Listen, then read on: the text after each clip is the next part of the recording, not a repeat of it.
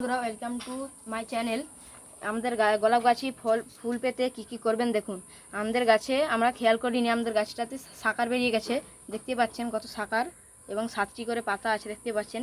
এই ডালটিকে আমাদের গোড়া থেকে কেটে নিতে হবে। আমরা গাছটিকে কেটে নেব। আপনারা চাইলে কাঁচতে করেও কাটতে পারেন, ছুরিতে করেও কাটতে পারেন। দেখুন আমরা কেটে নেবো গোড়া থেকে।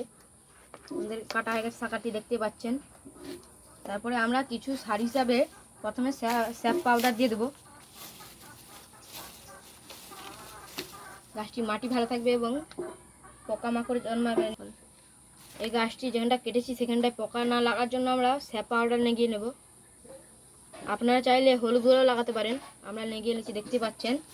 তারপরে সার হিসাবে আমরা 4 দানা ডিএপি দিয়ে দেবো। দেখুন 4 দানা ডিএপি দিয়ে দিচ্ছি।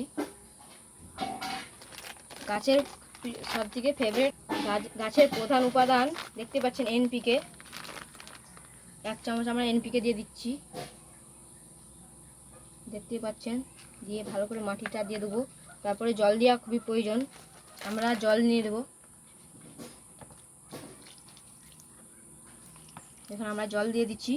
তারপর গাছটি ভালো করে গাছটিতে জল দিতে হবে। দেখুন আমরা জল দিয়ে দিচ্ছি।